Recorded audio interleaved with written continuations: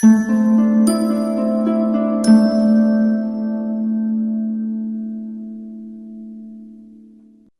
morning. Welcome to the 14th Annual South Wireless Summit. It's so great to see so many friends and colleagues out in the audience. We really appreciate you being here, your attendance, your sponsorships, and your involvement with the South Wireless Summit. Being our 14th summit and our 15th year, we are so honored and privileged to host this event here in Nashville. And moreover, we're honored to have all these great speakers and panelists today. It's a passion of ours. Back in 2011, we all sat down at the Atlanta Braves Stadium and said, how are we going to make this wireless association thing better? And this is what we came up with. And as you see, other areas of the country have copied us, which is the greatest honor that you can have. So we really appreciate you all being here. We have a great lineup and agenda today. Just some housekeeping. We have lunch. I know you just finished breakfast, but we have lunch at 12 o'clock back out here in the foyer. We have the regulatory panel during lunch, so come back in here and enjoy what they have to say. This afternoon at 3:45, after the EWP panel is complete, we'll have a social, once again, back out here in the foyer. If you're signed up for the clay shoot tomorrow, it's out at the Nashville Gun Club at 8:30 starts registration, and we kick off at 10 o'clock. And tonight, if you are a sponsor, there's a sponsorship reception over on the other side of the building in the Mason's restaurant. I also want to thank you for dealing with the renovations here at the Lowe's Hotel. It's something that's going to be a great improvement next year when we're here. It's going to be spectacular. So we appreciate you all being patient with having to walk outside to come between the two parts of the building. But at least we have great weather, so you're not suffering too bad. But I want to introduce Craig Tiemann. He's our MC for the day, and I appreciate you all being here.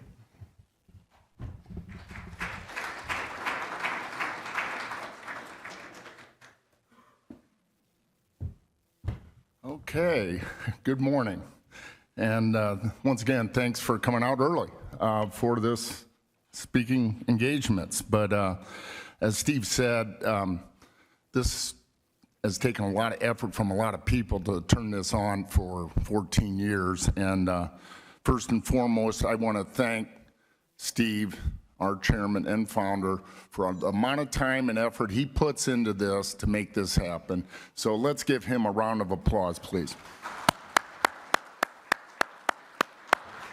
I also want to acknowledge his right-hand woman, Katie Vogel. Katie, are you here? Maybe not.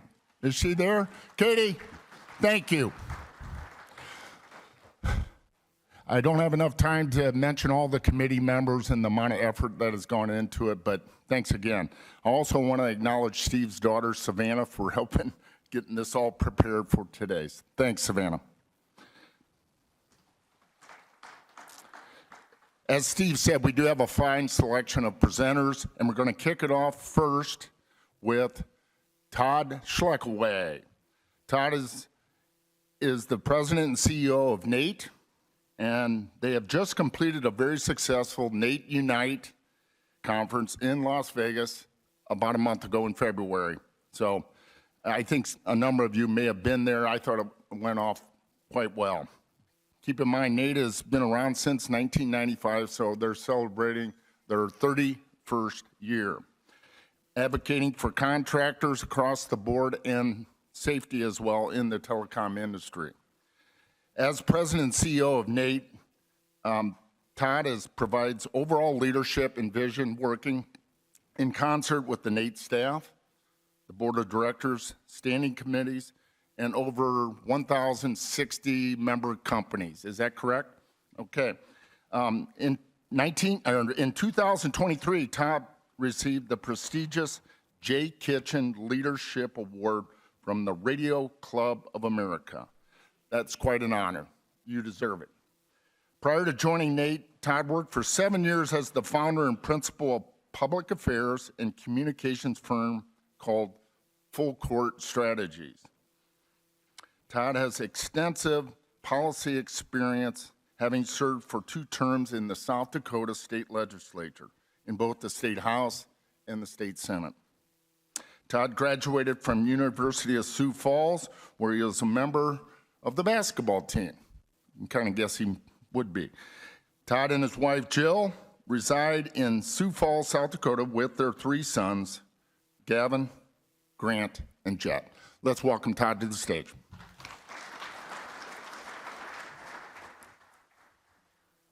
Thank you, Craig. Can everybody hear me?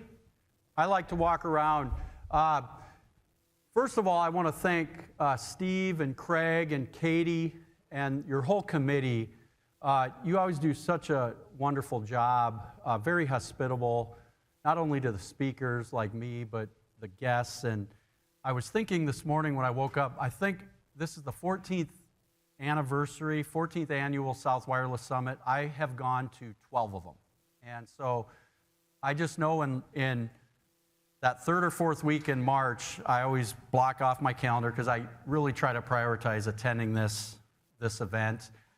Really looking forward to visiting with all of you today. We want this to be interactive, and I'm going to be joined for part of my presentation by Nate, Chairman of the Board, Victor Droon. Victor's here from New Hampshire. He has a company called Green Mountain Communications, and he's going to join me for part of the presentation here in a little bit. What I like to do when I'm at the South Wireless Summit is do kind of a state of Nate and a state of the industry. And keep in mind, my perspective today is going to be through the lens of the services sector, the contractor's perspective. So we always start with the marketplace. What's the marketplace doing? And we're going to get into the details here in a little bit. You know, Nate has the last 15 months kind of on the front lines negotiating with Verizon, T-Mobile, and AT&T, and then now those meetings continue in working groups. We were kind of thrust into this unique situation that most trade associations would never be in that we were kind of a de facto negotiating body for the whole services sector. So we have a lot of updates on that, but before we do, and this won't surprise any of you, whether you're on the SIDAC side, the services side, any downstream infrastructure impacts. So this was put together by Nate's side of the working group when we started working with the carriers to let them know, okay, here are some of the pain points. And I'm not going to read them all, but as you can see, you know, in 2020, right around that time, we believe that the contracting part of the industry went from price makers to price takers. You know, you saw the matrix pricing come out from the wireless carriers around that time. And then everyone knows what inflation's done from COVID to where we are today. And the bottom line is the pricing just haven't kept pace, not even close. So that gives you a little bit of a backdrop. And then, you know, you start looking at, you peel back the curtain, what's going on down chain, you know, when Verizon, AT&T, T-Mobile hire their GC or their smaller contractors and vendors. You know, a lot of things, because of the suppressed pricing, we're seeing downstream that have compromised, number one, safety on tower sites. And Nate, at the end of the day, was formed in 1995 as a safety organization. So first and foremost, what brought us to the table was we didn't like what the suppressed pricing from the carriers were doing down chain from a safety standpoint. And by the way, we have a Tower Family Foundation. We get the applications that come in. We see what goes on tower sites. Some of this stuff just needed to be addressed. So that was one of our motivations for getting the carriers to the table. And then we've seen some things where workers have migrated out of the industry, replaced by maybe a lower caliber of worker, companies willing to take the work. And so these are some of the issues that we are talking with every single meeting when we meet with Verizon, T-Mobile, and AT&T.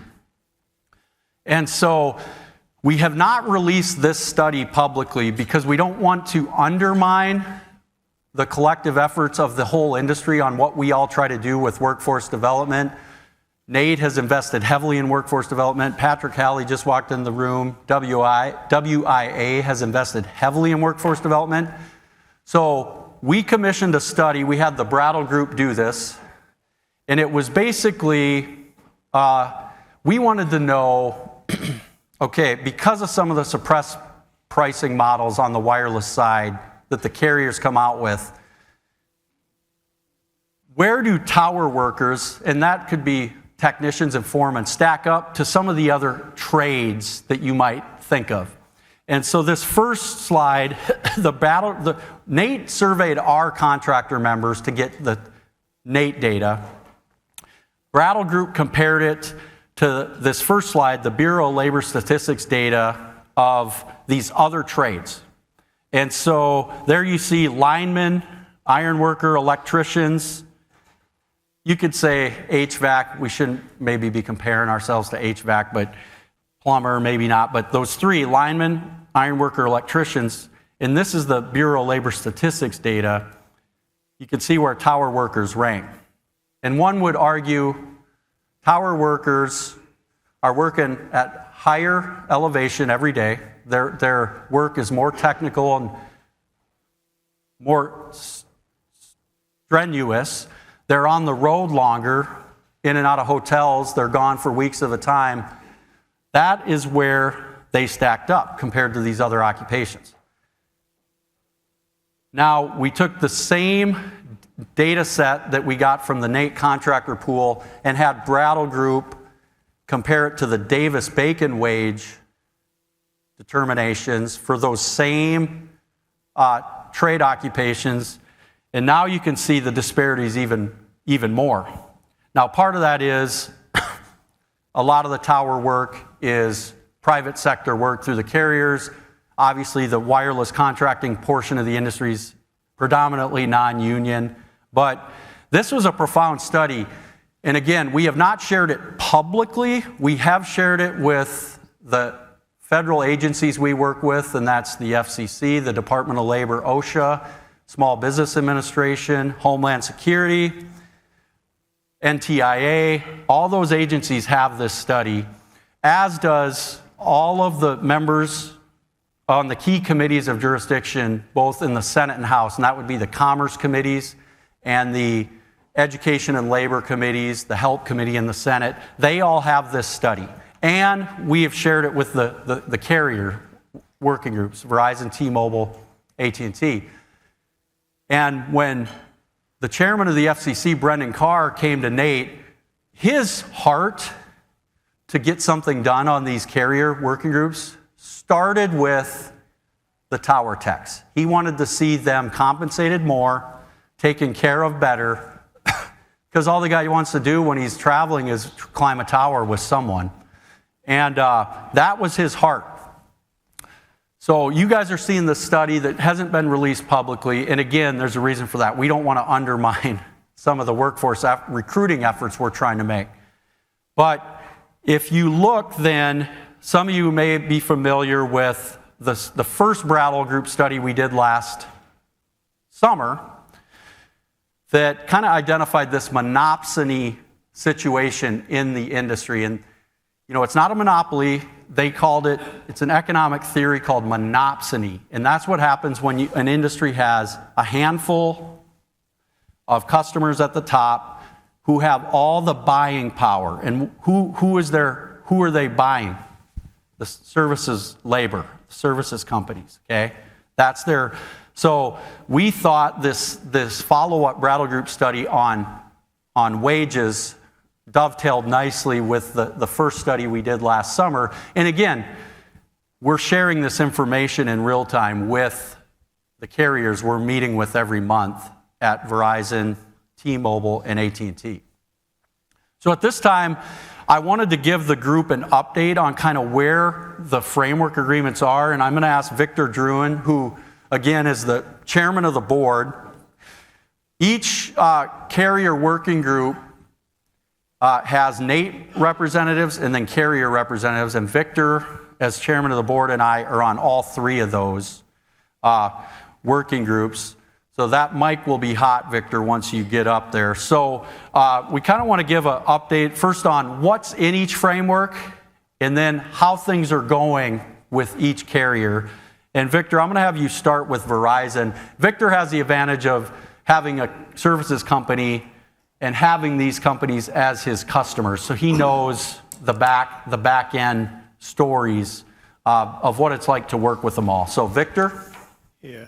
Hey, good morning. Thank you, everybody, for being here and taking your time, and hopefully this provides useful for you. As Todd said, on the Brattle Group study, what had really happened is with the consolidation in the industry, we went from having 5, 6, 7 large, customers that were deploying networks down to 3. So when U.S. Cellular goes, Sprint goes away, all these other companies, Metro PCS, they got rolled up. It created this buying power for the carriers, and they all followed the same playbook and went to fixed pricing, and it was really kind of a take it or leave it type of a thing, which then in turn created the downflow labor issues of contractors trying to find a way, so using substandard or illegal workforce and other things to get the work done. So anyway, so that's kind of where we are, and that's when we came into this and said this needs to be corrected, and with the help of the FCC, we were able to create these framework agreements. So what the FCC was clear on with us was that all the framework, the body of the frameworks need to be the same. I'm not going to ask AT&T to do one thing and Verizon to do another. So the frameworks are all very, very similar in what we asked, and they all have about 10 bullet points. So with Verizon, with them, they really had some issues where what we felt there was no out of scope. So it's basically in the matrix. If you went to a site and there was a foot of snow on the ground, it was like, too bad, that's your problem. So we asked them to give us relief on site-specific conditions. So we also asked them to do regional RFPs. Their regional-based management is how they do it. They have 19 regions across the country. And to reprice those and get the matrix more in line, because those prices had been locked in for 5 or 6 years with no adjustment through inflation. They mandate where you buy materials. So we had the minor material and consumable type of an item in the contracts that was in that 21 to 2025 timeframe. What they had done is they had said, if you're going to build a Verizon site, you need to supply, here's a list of material you have to supply, and it's like $1,500 a site or whatever, that you need to donate to the cause. And it's just, you have it buried in your pricing somewhere. So that's unique to Verizon. But anyway, what we did get, so the wins out of them was we did get them to go to 30-day payment terms, and most of the regions already were 30 days, so it wasn't a huge effort by Verizon. They've agreed to continue to work with us on the working group meetings. All of the big 3 had third-party compliance issues, whether it was third-party payment or onboarding systems like Avetta or ISNet World, things like that. So we got them to reimburse for that, and Verizon did do that. Verizon also has a process where they've been, over the last couple of years, doing financial audits of contractors. So, and it's not on a small scale, it's on a large scale of where you bid a job, you use the matrix, you get a PO, it's approved, you do the work, you close it out. You have to do a financial closeout to get your authorization to actually bill them the balance of the project. And then 6, 9, 12 months, 18 months later, they would audit you and say, well, I looked at it and I think you owe us money back. So, and these audits were not small dollars for a lot of companies. So, we got them to reduce the look back period to 6 months. So if they're going to audit people, but it's pretty difficult if you go to your banker or anybody else and say, gee whiz, what happened to your financials? They go, I had to pay, X number of hundreds of $1,000s back to Verizon, or I couldn't work for them anymore. So that's a unique Verizon thing that they've done. What they did do is they came up with the illegitimate workforce, the hotline, so all of them have done that. And they've also made a commitment to donate to a NATE safety initiative, and we have something in mind for that.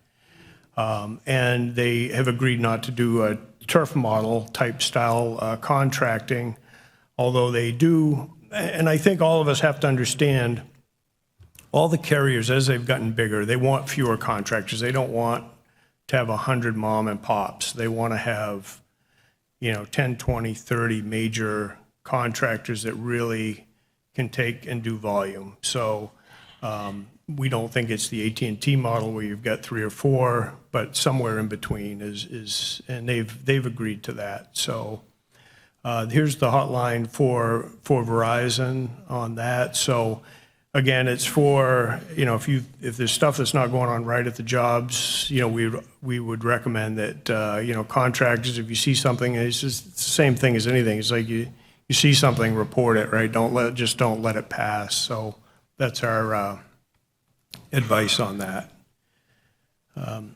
Going to T-Mobile. So T-Mobile also had site-specific conditions, and they've been pretty good they initiated through their Scope Worker, which is their billing, invoicing, bidding process platform. They allow you to do currently, and we've heard very few complaints about this, site-specific conditions. So if you see something out of scope, you can add it, and you should be getting paid for that, unless it's egregious and you're just digging in. One thing that was unique that T-Mobile did, so in 2024, they reduced their pricing, their 2021 pricing by what we estimated to be about 20%. And T-Mobile said, no, we didn't do 20%. It wasn't 20. So after some negotiation back and forth of sharing what 21 looked like and what their current pricing in 2024 looked like, T-Mobile last October put into place a 6% across the board increase, which was very helpful. They did that. And then since then, they've also gone back and did an RFP and added another 2% to that catalog pricing. So we don't think that it's enough. We don't think when you have inflation last year at 2.9% and you do a 2% increase, you get 65, 70% of the way there, but not, you know what I mean? It's still, you're not helping. You're just milking things along.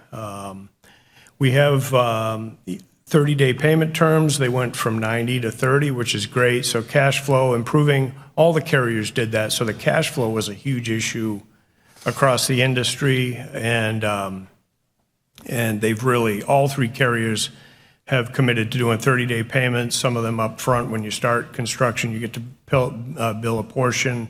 And some regions are somewhat different too. So how they may happen in the Northeast or California may not be how they do it in Texas or Florida. T-Mobile is similar in operation to a Verizon, where they have a regional-based management team. So they again have, the working group meetings, they've gone very well. All these companies have been pretty good to work with, pretty open dialogue. We are very frank with what we say, and they are very frank with their answers. We report everything that goes back and forth. When we have meetings, we do meeting minutes that go to the FCC and say, this is our status, these are the commitments, this is what they've done, this is what they haven't done, these are pending. And all the carriers are into the FCC weekly looking for different things. So when we apply pressure, the FCC can say, hey, well, don't you guys owe some information to Nate, and try to get this helped along. So we think that what we're doing is helping. So Avetta, the third-party platform, T-Mobile has agreed to reimburse that. And we have a slide that we'll show later that is out for the contractors to use. Their T-Mobile has gone to more of a real-time delivery on their warehousing, which is helpful, and reduce some of the contractors having to store months and months worth of equipment. They have the illegitimate workforce hotline, which all of them have done.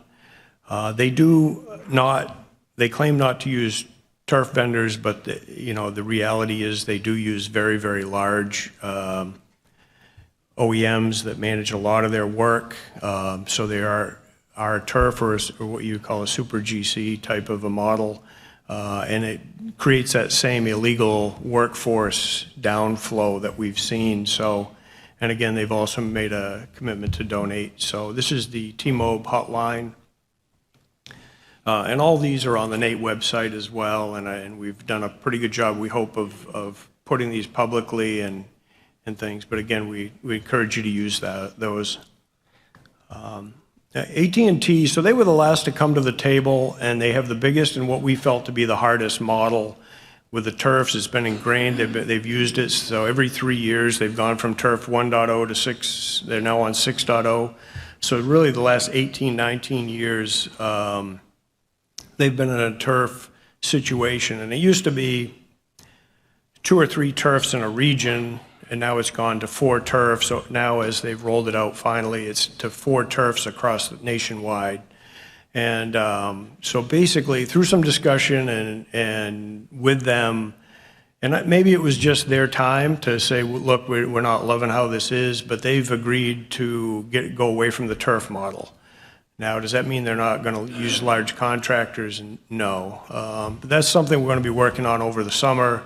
We think they're going to go to a large, where they go back more to that, 2, 3, 4 large vendors in each region, I think would be how they do it and have a little more control.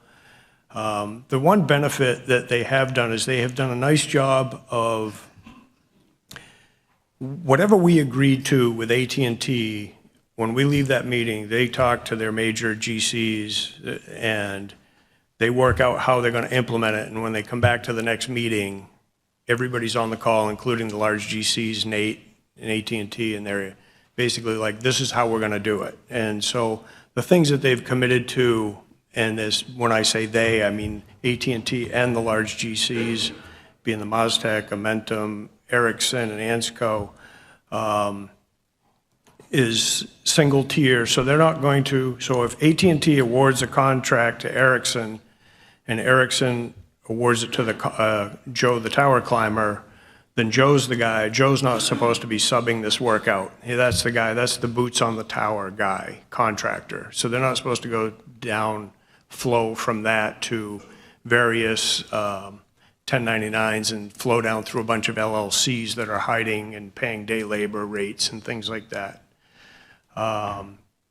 All the turfs, all the large GCs have gone to 30-day payment terms. Some of them are at 50% at start of construction. When we do get to the negotiation with the transition away from turf, we're going to figure out how they're going to run the, part of that negotiation will be how they're going to do a regional RFP on those.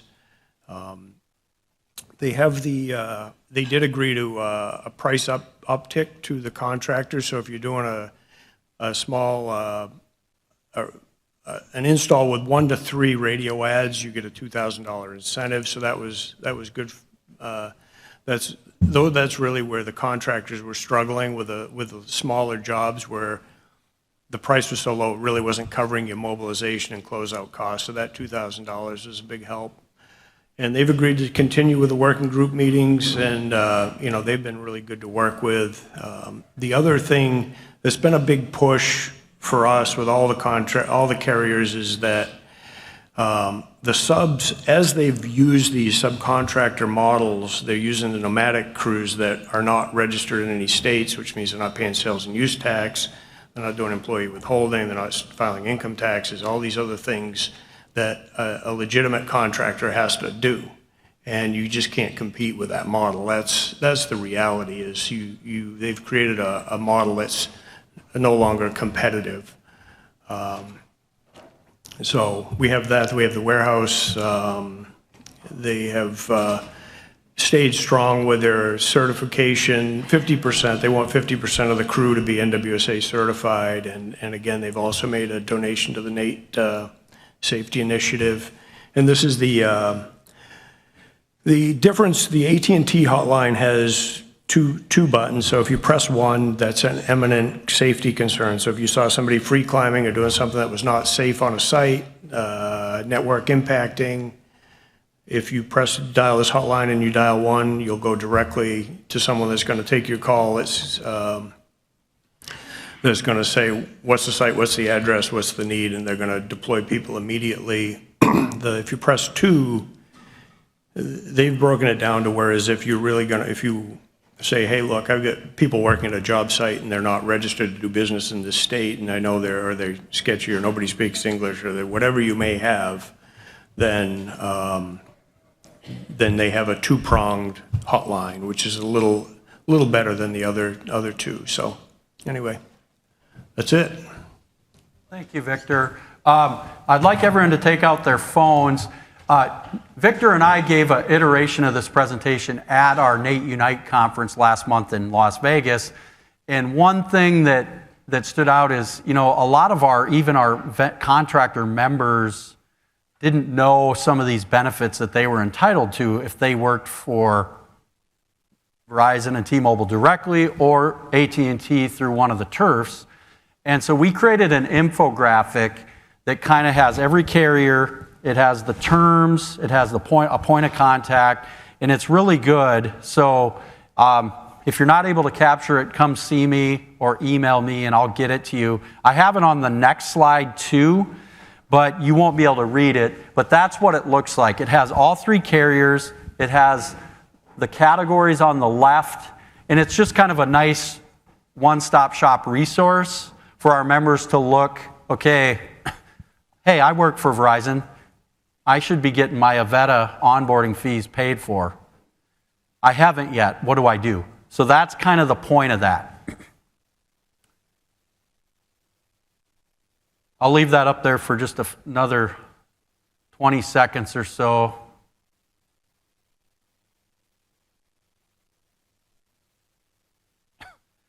And then we got asked at our conference in Vegas, hey, what can we do to help?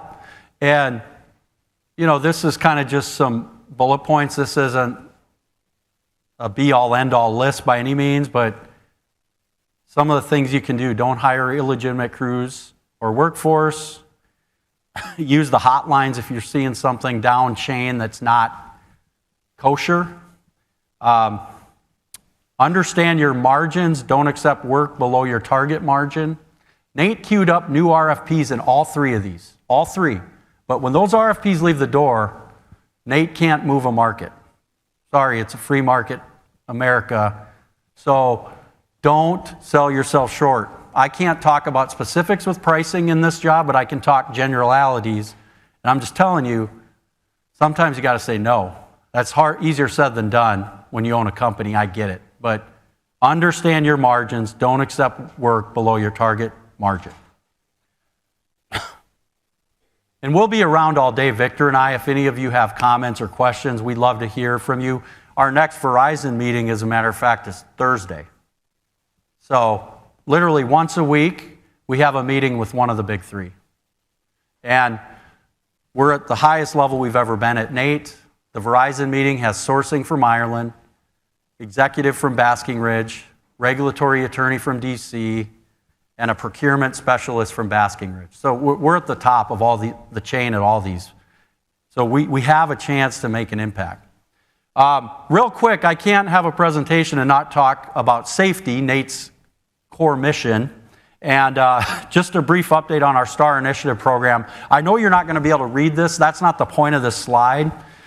The point of this slide is we now have a platform that we're calling COSMIC. It stands for Core Operations of Safety Management and Integrated Compliance, that we can get data in real time from companies who submit their site safety audits, both through the STAR Initiative program and our NATE OSHA FCC partnership program. And so if we have a meeting with American Tower next week, we can pull data, hey, of our STAR Initiative members, our NATE OSHA FCC partnership members, here's what they're seeing on work done on your towers over the last day, week, month, quarter, year, whatever you want. Here are the deficiencies. And so it's really a slick program. It's got some AI components to it. So I just wanted to show that because we can break down now data better than Nate has ever been able to in our 31 years. And I always, it's about that time where I see some eyes glazed over, so I always make a point to roll out one of our new videos at the South Wireless Summit. So this hasn't been released publicly, well after Easter, but I'm going to play our latest Climber Connection video, and believe it or not, it's on the topic of driver awareness. If you talk to the insurance companies in the industry, despite all of the investments we're making on fall protection, rigging, RF safety, you name it, guess what the biggest exposure is to Joe the tower tech every day when he gets in that car. So this is a really well done video. I'm going to play it here and then we'll wrap up here in a few minutes.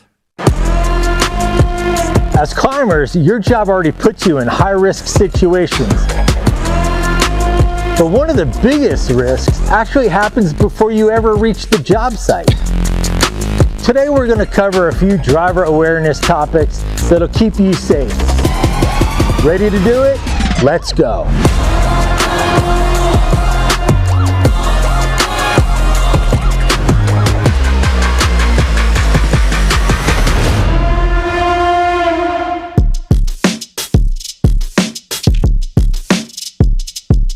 All right, folks, we know there are risks in what we do, but today we're going to talk about a few basic things that all drivers need to be aware of to eliminate some of the risks we face away from the tower. Here with me is Cameron Swanson, VP of Operations at Ontivity. Cameron, let's start with the most basic thing, distracted driving. What is it and how would you describe it? Sean, it's pretty simple. Distracted driving is anything that takes the driver's attention away from operating that vehicle. It could be simple things, right? Like text messages. It could even mean an alert coming in on your phone that just for a split second takes your attention away from what it is that you're doing. Other things that are more common, like trying to drive with your knee and eat a sandwich at the same time, trying to give sign language to the person that just passed you and cut you off. These are all things that ultimately lead to catastrophic events. What makes this all especially dangerous for tower crews? Sean, in all reality, the first thing that comes to my mind when we're talking about tower crews that are driving to and from job sites is that we have to go where the work is. I know all of us wish that we could work in and around town each and every day, but the truth of the matter is that we oftentimes have to drive hours upon hours to our next job location. This allows for the mind to start playing games, thinking about like, what is the next job? What's the scope of work? What do we got to get accomplished? So making sure that we stay honed in, we don't allow ourselves to become complacent, that you and your crew that you're in charge of looking out for get to that job safely. Another thing I hear a lot of is whether you need a spotter while backing up. Talk about that. So outside of rear-end collisions, driving in reverse or backing up a truck and trailer is the second most opportune time for something bad to happen. Backing in and around these compounds, around guy wires, the structure, we always have to make sure that we utilize a spotter. I understand we have a lot of pros when it comes to backing a trailer, but thinking that you're a pro and trying to tackle something, thinking that you're doing good, once again, can oftentimes lead to disaster. Set your ego aside, ask for some help. At the end of the day, we spend more time with those folks in that truck than what we do anybody else. There's no reason why we should let our pride or ego get in the way. The other thing that I find, depending on the scope of work in which we're doing, we have folks like room-ready technicians or say generator service technicians. These are people that may not necessarily be blessed with a co-pilot. Just because you don't have a spotter, don't allow that to give you a get-out-of-jail-free card, if you will, and try to cut a corner. This is why we always recommend backing in instead of pulling in. As you're backing into that compound for the first time, then you always need to stop, put your vehicle in park, get out, walk around, and then proceed to back in. At the end of the day, it's not worth taking the chance, so stop, do a walk around, give it a second shot. Cameron, why is defensive driving so important to keep in mind? Defensive driving is no different than doing your JHA when you get on the job site. It's the fact of going through and identifying potential points of risk. When we're driving down the road, we have to assume that the vehicles that are in front of us may make a mistake. they may ultimately do something that would lead to us getting into a vehicular accident. There's other things that you need to be paying attention to, especially in rural areas. We may, once again, become complacent thinking that there's no vehicles in the area. But what about that wildlife? Wildlife always seems to find the most opportune time to jump out in front of you. Not allowing yourself to wander, your mind to go different places is always important. When it comes down to the basics, we always have to leave ourselves a way out. One of the things that I like to do whenever I'm operating a vehicle is I like to look at the person's license plate in front of me. If that license plate is out of state, I automatically assume that they may not be familiar with the area. Now, we should always keep a safe distance when following people, but perhaps maybe we should add another second or two while following that vehicle. More times than not, we're hauling a trailer. So we don't have the opportunities to make those quick reactions that could ultimately save somebody's life. That's a great thing to keep in mind. What do people need to know about load securement? Anytime you're hauling tools or equipment to and from a job site, which we do each and every day, the individual operating that vehicle has a responsibility to make sure that all of his tools and equipment are secured against accidental dislodgement. That's a fancy way of saying nothing can come off your truck or trailer that may cause harm to somebody else. The driver ultimately has a responsibility in making sure that that vehicle is safe to drive down the road without things falling off. So what about tie downs? So tie downs, when it comes to that, there are some FMCSA requirements as it relates to how many straps are needed, whether you can use synthetic straps or you need to use chains and binders, how that load needs to be secured. And it also goes into greater detail about how frequent you need to stop and do inspections to make sure that your load is still secure. So regardless of whatever you're doing, you need to know that you ultimately had the responsibility for securing that load. If you're seeking additional guidance on that, you can lean on the FMCSA regulations and it'll spell out exactly what's needed. Cameron, thanks so much for walking us through all that information. At the end of the day, the most important job isn't climbing a tower, it's getting home. Every text you ignore, every time you slow down, every decision to use a spotter or drive defensively, it all adds up. Safety doesn't just happen on a tower. It starts the moment you put that truck in drive. That's all we have for this episode of Climber Connection. Thanks for watching and stay safe.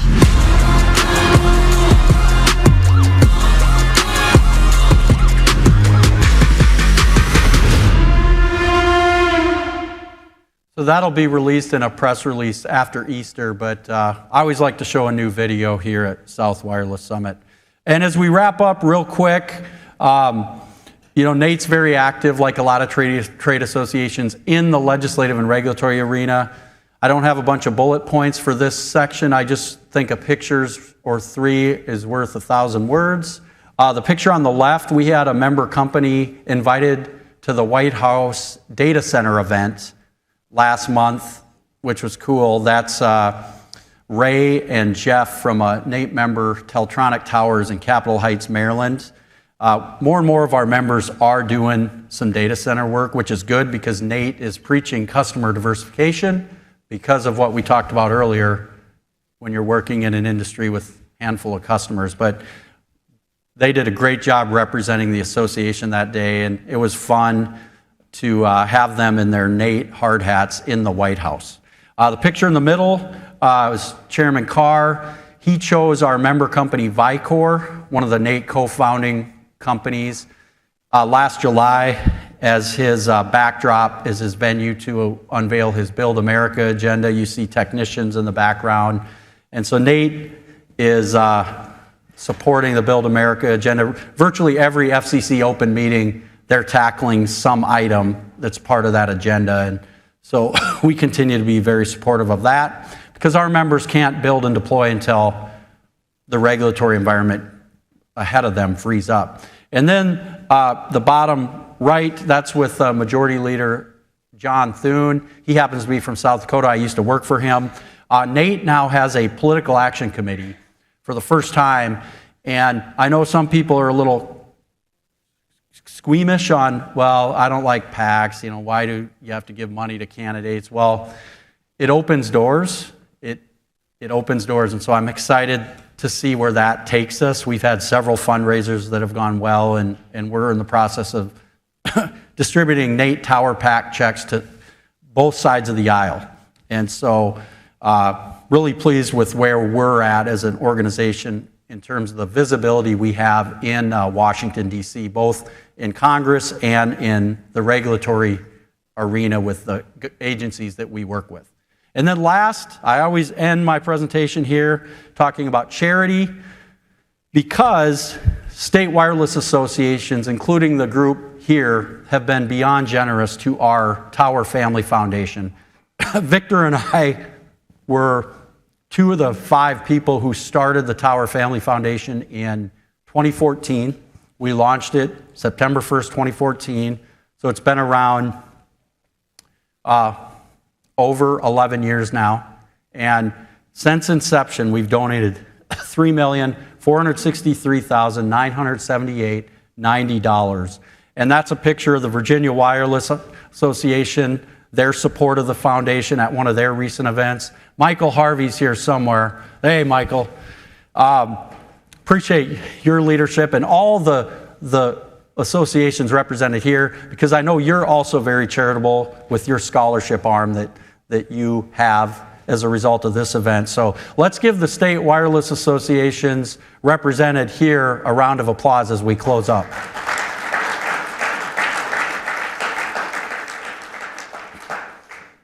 And that's all we have. I look forward to hearing the other speakers today, and thank you for your time.